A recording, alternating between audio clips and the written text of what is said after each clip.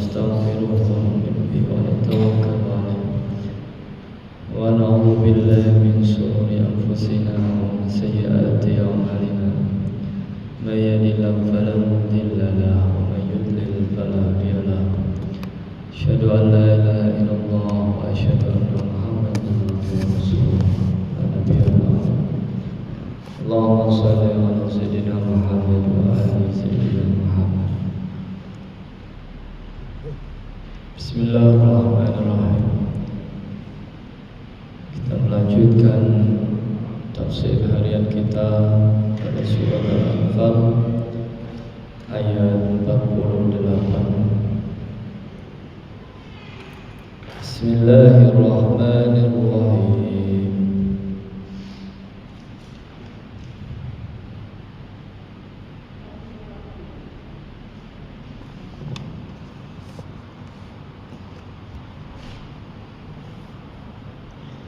وإذ زين لهم الشيطان أعمالهم وقال لا غالب لكم اليوم من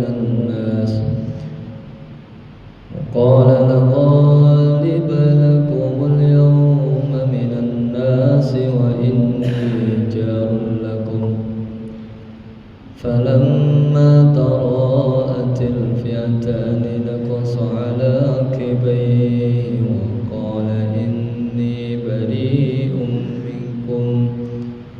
وقال إني بريء منكم إني أرى ما لا ترون إني أخاف الله والله شديد العقاب. Wa idh zayyana lahum syaitan, ketika syaitan menjadikan indah amalahum pada amal-amal mereka atau perbuatan mereka orang kafir, perbuatan dosa. Waqala, dan berkata setan berkata, la ghaliba lakum, tidak ada seorang pun yang dapat menghilangkanmu atau mengalahkanmu al-yawma, pada hari ini, minan nas, dari manusia. Wa inni jarul lakum, sesungguhnya aku adalah penolong bagimu. Falamma tara'atil fi'atan, maka ketika kedua pasukan itu sudah berhadapan, saling melihat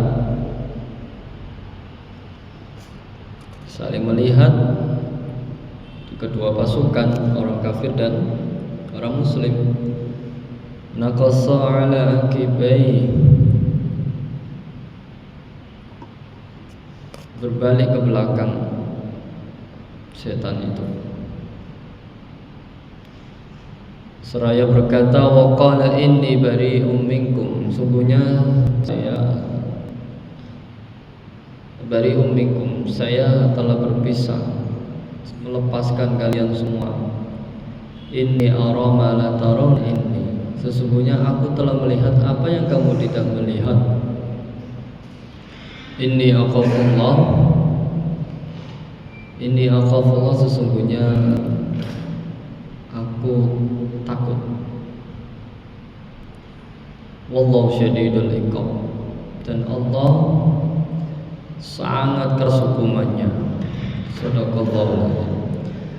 Para jamaah zuhur yang dirahmati Allah Subhanahu wa taala, syukur kita kehadirat Allah Subhanahu wa taala masih bisa berkumpul kembali di masjidnya Allah untuk sama-sama belajar menelaah daripada ayat-ayat Allah Subhanahu wa taala, agar kita tahu tentang Islam, tahu tentang perjuangan Islam, sehingga kita tidak menyia-nyiakan dalam Islam dan amalnya. Semoga kita diberi istiqomah oleh Allah Subhanahu wa ta'ala. Amin ya rabbal alamin. Masih tentang bab yang sama mengenai perang Badar. Kemarin kita telah bacakan ayat 47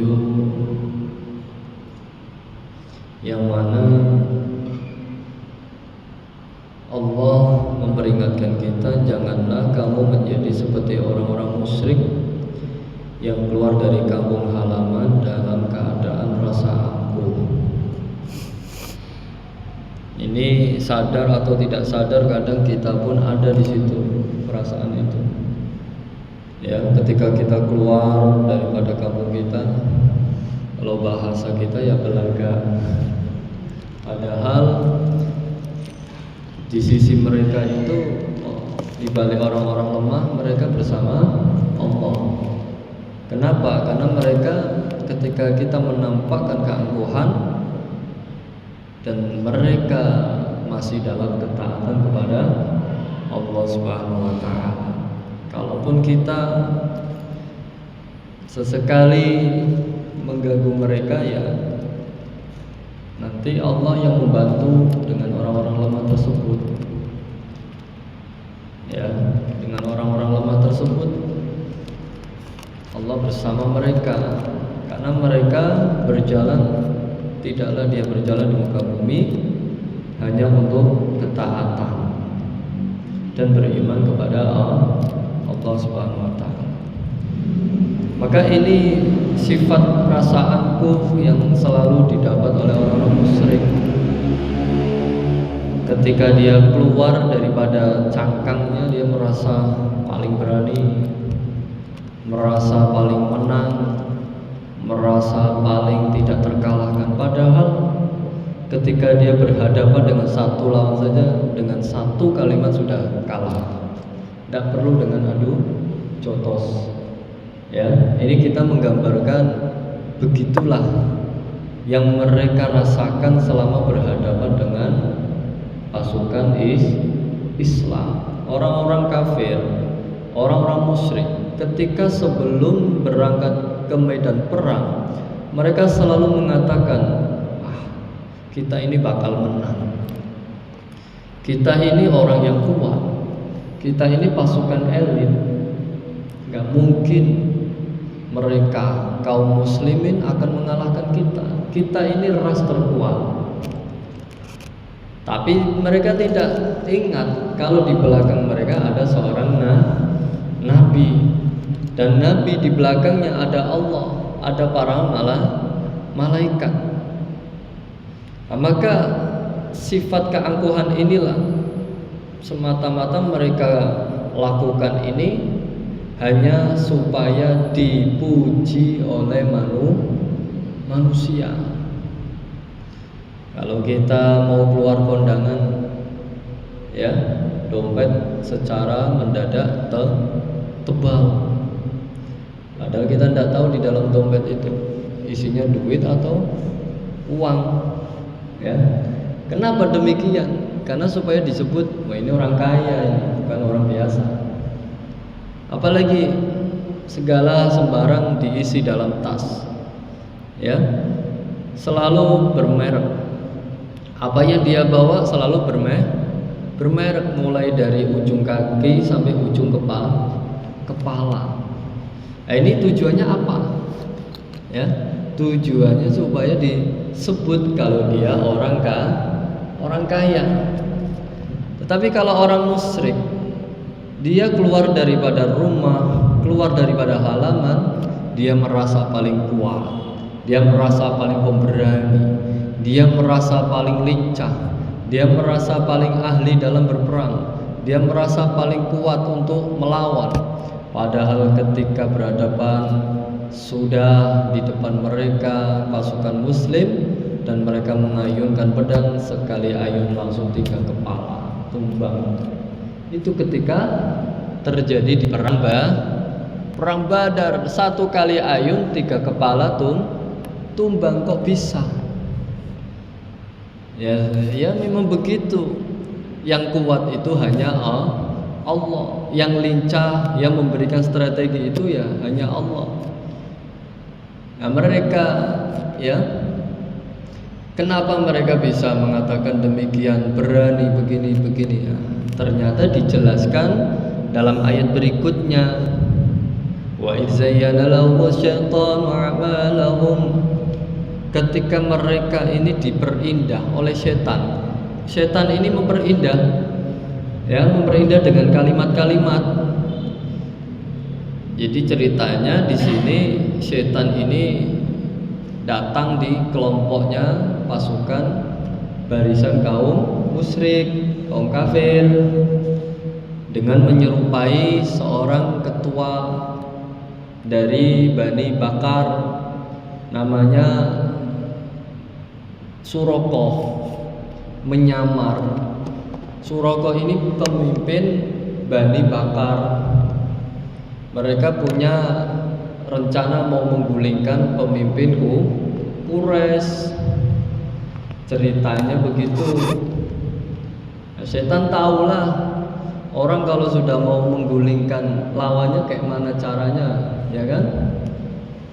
Masya Allah, berbagai cara, ya, berbagai cara agar lawannya tergulingkan, kalah.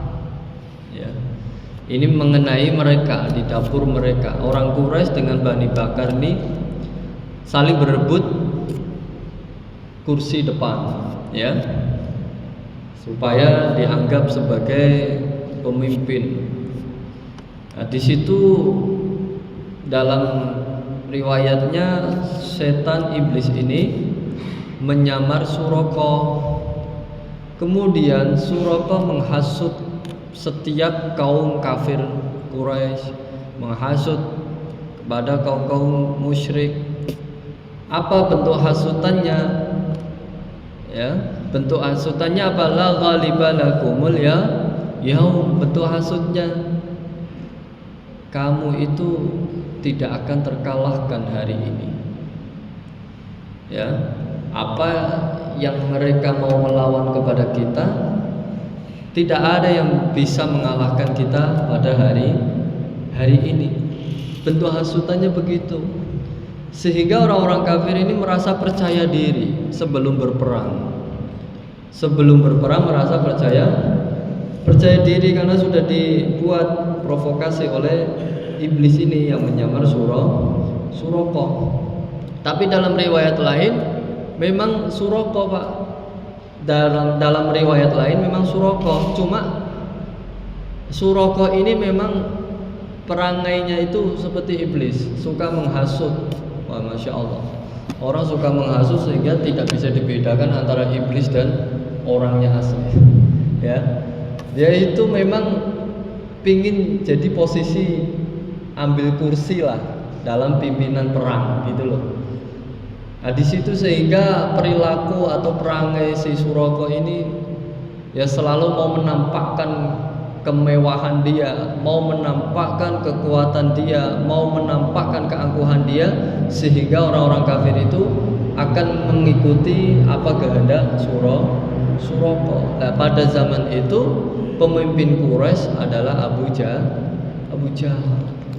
Artinya Abu Jahal ini dibuat nggak ngaruh lah sama Suraqah ini, ya.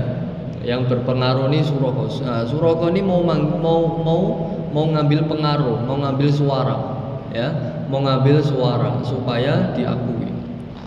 Nah, jadi ada dua riwayat, antara iblis menyamar sebagai Suraqah atau memang si Suraqah itu sendiri. Kemudian falamma tara'atil fi'atan, ya, kemudian tatkala mereka sudah berhadapan, kaum kafir dan kaum muslim berhadapan, terkejut Suraqah ini, ya, siluman Suraqah ini terkejut. Rupanya kaum muslim ini sudah dibantu oleh para malaikat. Bingung dia. Lebih baik saya mundur, lari sekencang-kencangnya sambil narik anak buahnya satu. Anak buahnya ditarik. Anak buahnya bingung, ikut aja. Wahai Suraka, kenapa kamu pergi? Bukankah kamu yang tadi menggebu-gebu ingin berperang di hadapan mereka? Bukankah kamu ini menampakkan bahwasanya kalau kamu itu pasukan yang kuat? Ya, saya tahu dengan ucapan itu, tapi kamu tidak tahu apa yang aku lihat. Ya, maka di sini kan waqala inni bari'um minkum inni ara ma la tarawna inni. Aku mau melepas dari pasukan ini dan kamu tidak tahu apa yang aku lihat. Ternyata yang dilihat Suraka ini ada bantuan malaikat ketika perang Badar. Nah,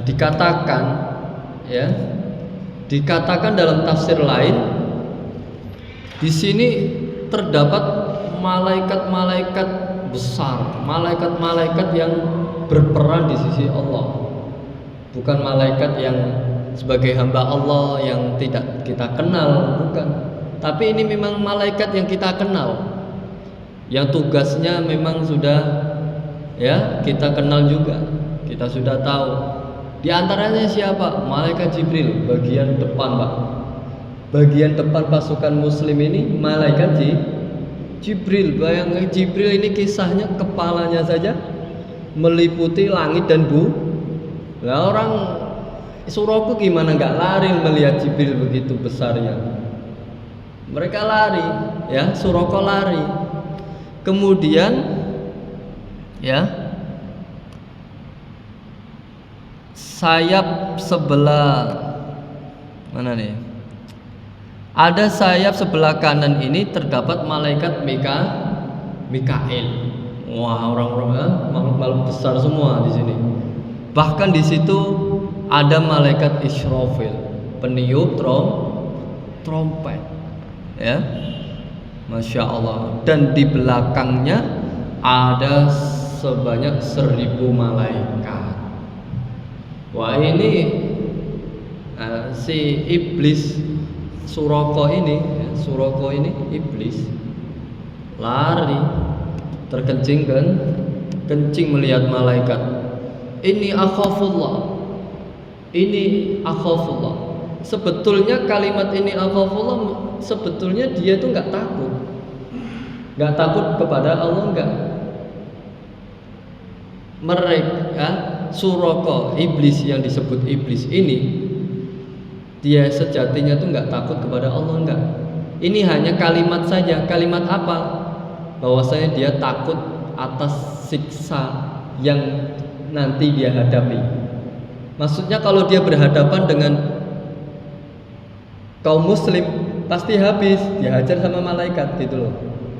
Nah, dia tuh takutnya karena itu, bukan takut akhafullah, bukan takut karena Allah, bukan. Takutnya itu kalau dia berhadapan, dia memaksakan berhadapan, dia hancur lebur karena yang dia hadapi adalah malaikat, bukan manusia lagi. Nah, ini sudah jelas kalimat ini hanya kalimat bohongan, ya, hanya kalimat bohongan saja, hanya kalimat tipuan saja. Wallahu syadidul iqab, dan Allah maha keras hukumnya, maha keras hukumannya. Maka hikmahnya, kemana kita pergi, kemana kita bertempat, tetap tanamkan rasa takwa dan iman kita. Itu yang paling aman. Itu yang paling aman. Kenapa kita harus takwa? Karena kita selalu menyandarkan kita kepada Allah, tidak menyandarkan diri kita. Kalau kita merasa angkuh, merasa kuat, nanti Allah lepas dari kita. Ya. Kalau kita merasa aku mampu, nah, padahal kita bisa mampu kan karena dimampukan oleh Allah. Kalau kita merasa mampu, merasa kuat, merasa melawan, merasa bisa menyelesaikan, merasa itu dan ini, ya, ingat, yang selamat hanya orang yang takwa, orang yang takut. Ya, sekuat-kuatnya kita, ya, kalau kita sudah berhadapan dengan kekuatan Allah Subhanahu wa taala ya nggak jadi kuat. Ya, sepintar-pintarnya kita, selincah-lincahnya kita, secerdas-cerdasnya kita, tetap ya kalau kita sudah berhadapan dengan orang yang selalu dirinya ini menyandarkan diri kepada Allah, ya sudah selesai. Mereka nggak bisa apa-apa. Paling enak itu ketika kita ada perlawanan, ya kita nggak ngapa-ngapain ini. Ketika kita ada perlawanan, terzalimi, ya kita tinggal sabar saja. Ada orang merasa dia kuat mau melawan kita, udah biarkan saja, lihatkan saja seperti apa. Orang yang seperti itu tuh nggak awet, pasti akan kalah lebih dahulu, ya tanpa kita menyentuhnya. Misalnya nih, ada kawan kita berlaga, berlaga. Saya tuh berani dengan dia tuh apa? Liatin saja, nggak usah dilayani, ya, nggak usah dilayani, udah liatin. Terus saja kita selalu dalam keadaan takwa, posisi kepada ketakwaan. Kalau kita dalam posisi ketakwaan, sudah selesai. Allah bersama kita, maka ya orang yang tadinya menggebu-gebu, merasa angkuh, merasa bisa melawan, merasa bisa ya mengalahkan, tapi ujung-ujungnya pun kalah. Hadirin dimuliakan Allah Subhanahu wa taala.